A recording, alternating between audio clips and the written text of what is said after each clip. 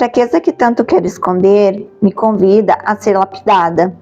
A fraqueza que espero transformar em força me mostra que a maior força é ser fraca.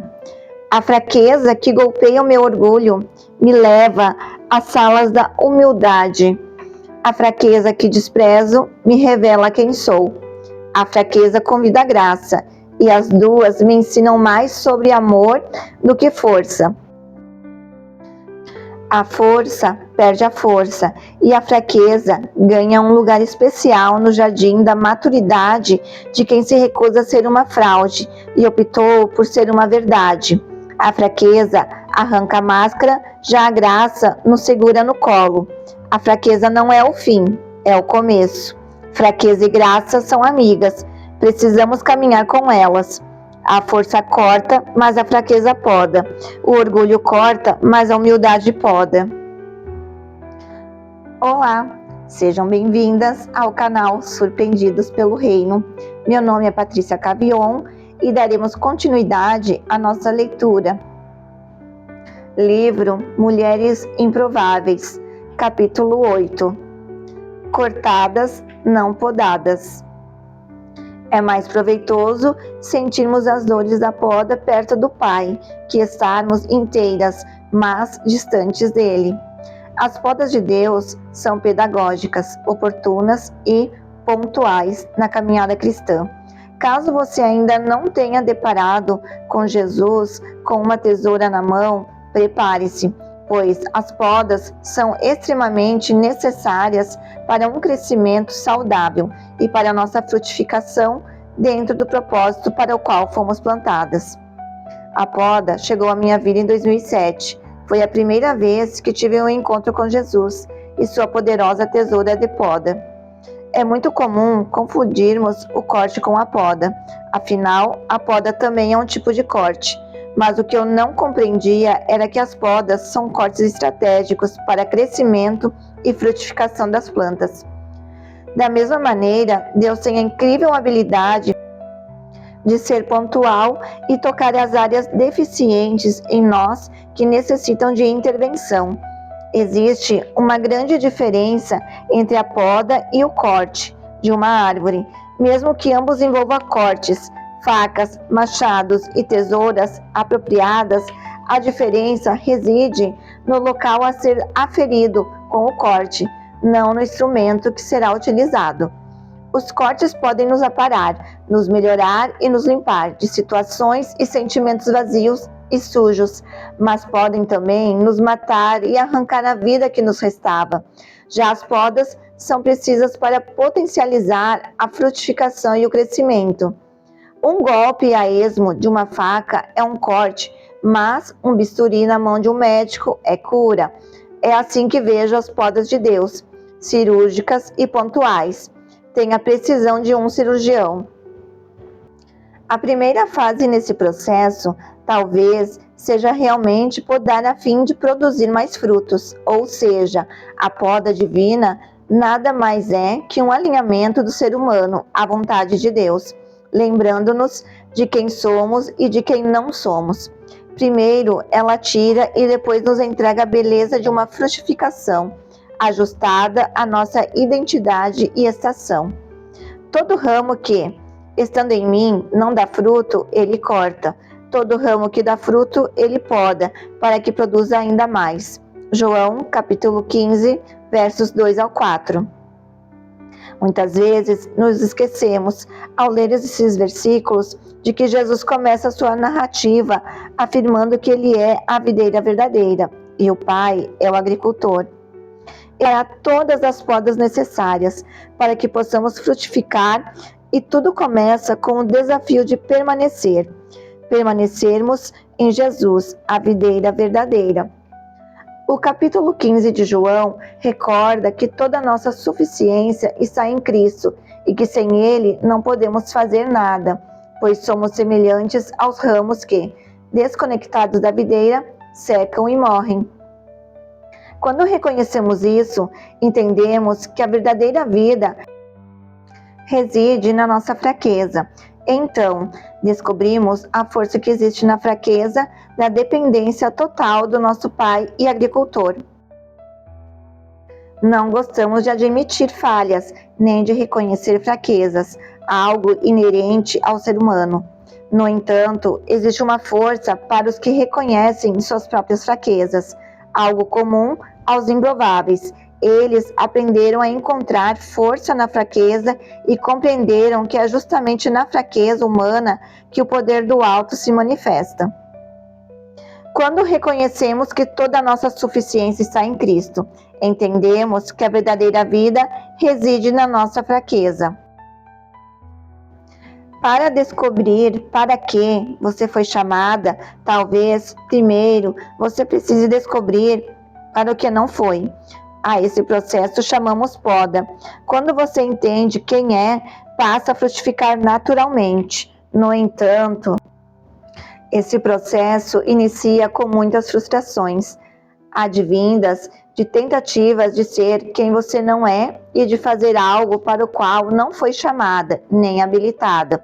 Portanto, ser interrompida por meio da poda divina pode consistir em um valioso avanço, encontrando força na fraqueza. Se existe algo que tenho aprendido caminhando com as mulheres, é que não gostamos de demonstrar fraqueza, mesmo não sendo algo particular das mulheres, mas intrínseco ao ser humano. Gostamos de ser fortes e nos sentimos mal quando a fraqueza está evidente em nós. O grande problema das mulheres que não demonstram fraqueza é que, em geral, quando percebemos que elas estão fracas, a situação já está em estágio avançado, depois de terem passado por níveis de estresse e esgotamento. Em outras palavras, quando se cansam, elas se cansam de verdade.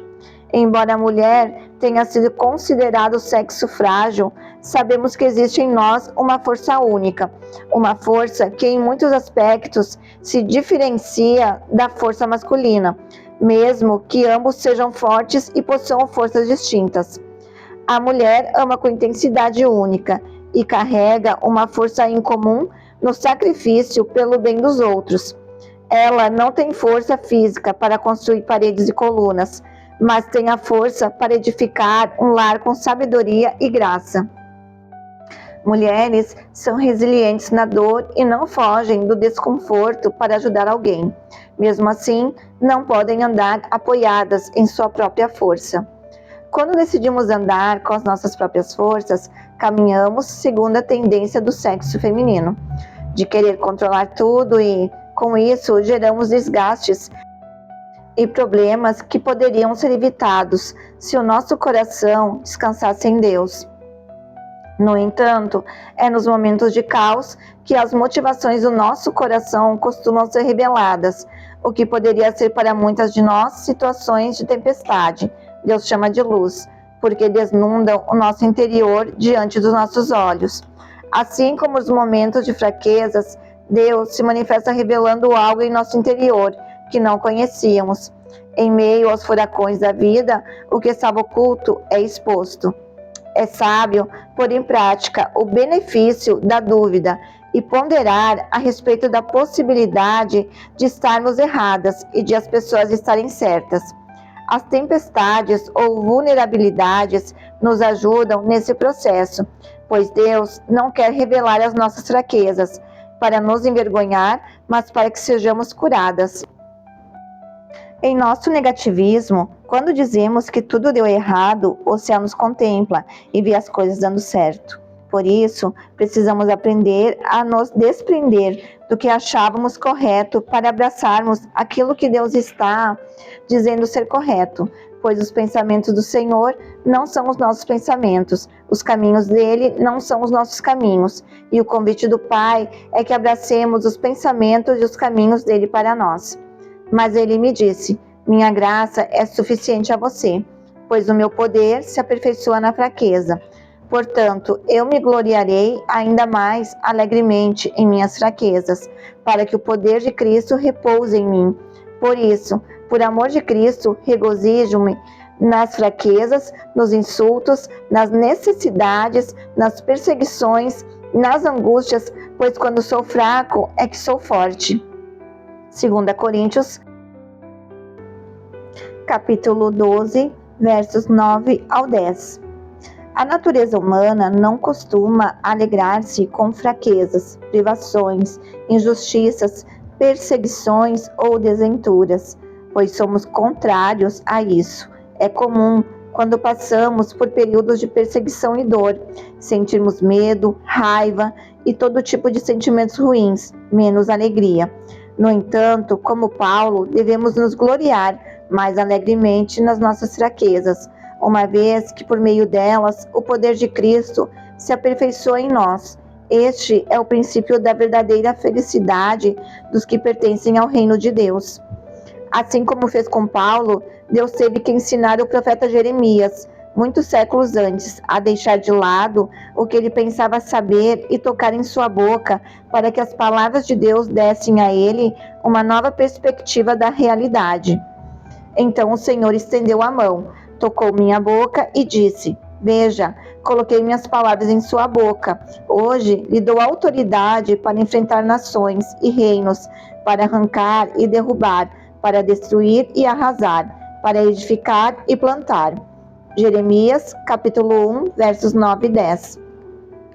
Em muitos casos, Deus precisa tocar em nós primeiro, desconstruir e derrubar as nossas concepções e reações costumeiras, para poder implantar em nós a autoridade de edificar e plantar, que é resultado da nossa sujeição aos processos de arrancar e derribar do Senhor sobre nós. A verdade é que o poder de Deus se manifesta em meio às nossas fraquezas. Nos momentos de dúvida, medos, fracassos, dores e dificuldades, descobrimos uma força que não é nossa, pois onde quer que habite a fraqueza humana, o poder do céu se estabelece. Deus tem um propósito nas tribulações. Ele sempre encontra um caminho para que as nossas tribulações e as nossas fraquezas contribuam para o nosso benefício. Não só isso, mas também nos gloriamos nas tribulações, porque sabemos que a tribulação produz perseverança. A perseverança, um caráter aprovado, e o caráter aprovado, esperança. E a esperança não nos decepciona, porque Deus derramou seu amor em nossos corações por meio do Espírito Santo, que Ele nos concedeu. Romanos, capítulo 5, versos 3 ao 5. De tempos em tempos, Ele usa situações ou pessoas para mudar estações da nossa vida. Isso acontece quando alguma ministração divina tem acesso a determinados pontos dentro de nós. Então, tudo muda. Em uma experiência recente, Deus me levou a buscá-lo em um lugar específico e de outra maneira na madrugada. Ali, comecei a falar sobre o meu desejo de entrar em lugares mais profundos nele e de experimentar um mover semelhante ao de alguns avivamentos espirituais sobre os quais eu estava lendo. Clamei para que Deus se revelasse novamente em nosso tempo. Em alguns momentos, por amor a nós, Deus corrige a nossa conduta ou comportamento. Deus então começou a me perguntar se eu realmente estava disposta a pagar o preço necessário. Mesmo sem que eu entendesse muito, Ele continuou falando sobre o que o Evangelho não era. Não era postagens nas redes sociais, não era exibição, nem sobre homens e mulheres famosos. Era Ele, o que Ele pode fazer e quanto podemos ser esmagadas e quanto das nossas fraquezas estão disponíveis para que a força dele seja revelada. Ao expressar o meu desejo por mais do Pai, ele revelou seu anseio em derramar a essência do Evangelho no meu coração. Acontece que um relacionamento de amor inclui a correção. Ambos caminham juntos. O amor não diz sim a tudo, o amor exorta, porque amar é corrigir. E Deus sabe disso e aplica essa equação com frequência para o nosso crescimento. Em alguns momentos, por amor a nós, Deus corrige a nossa conduta ou comportamento. Não precisamos ter medo da correção de Deus ou do preço que devemos pagar para viver a essência do Evangelho, pois, quando nos dispomos a pagar o preço, Ele se dispõe a estar conosco. Desse modo, não devemos ter medo de segui-lo. É na fraqueza que podemos contar com a força dele. O O Evangelho não é sobre o que podemos conseguir, mas sobre a nossa entrega diária, sobre rasgarmos o coração e deixarmos que Deus seja Deus. Não é sobre ter razão, mas sobre quanto nosso coração pode ser transformado por Ele. É mais proveitoso para nós estarmos quebradas, sentindo as dores da poda e perto do Pai, do que estarmos aparentemente inteiras e distante dele. Muitas vezes, tudo o que precisamos é reconhecer que em nós não há forças suficientes diante das circunstâncias. Compreender que precisamos nos render ao poder do Espírito quando não vemos solução, nem respostas, é sabedoria e discernimento, não fracasso. A graça de Deus está disponível a nós justamente quando as nossas forças se acabam, porque há muito que só pode ser alcançado pelo Espírito do Senhor, não pela força humana. Assim como as podas são importantes para frutificarmos onde estamos plantadas, a fraqueza são a oportunidade perfeita para que possamos experimentar a força do Pai agindo em nós. Nesse sentido, é bom lembrar que precisamos de maturidade para entender, sabedoria para escolher e obediência para nos render à poda de Deus. A graça de Deus está disponível a nós, justamente quando as nossas forças se acabam. Sei que você, talvez como eu, gostaria de ter uma borracha mágica para apagar determinados momentos da nossa história. Momentos, situações e lugares sobre os quais nos perguntamos por que estão ali. Lembranças e sensações que não gostaríamos de voltar a sentir. Mas sabe de uma coisa? Descobri que é exatamente nesses pontos da nossa história que Deus escolheu derramar sua graça sobrenatural, seu amor e perdão. Se pararmos para pensar, percebemos que esses momentos difíceis foram verdadeiros portais para um novo tempo na nossa história e que muito provavelmente tenha sido nos lugares de vergonha que Ele derramou dupla honra sobre nós. Em lugar de vergonha, vocês terão dupla honra. Em lugar de afronta, exultarão na herança recebida. Por isso, em sua terra, possuirão o dobro e terão perpétua alegria. Isaías, capítulo 61, verso 7. Não se envergonhe nunca do pacote completo de sua história. A sua história de vida é uma referência para você não desistir agora. Finalizamos o capítulo 8. Se você gostou, curta, compartilhe e se inscreva nesse canal. Audiobook Surpreendidos pelo Reino. Até a próxima e Deus abençoe.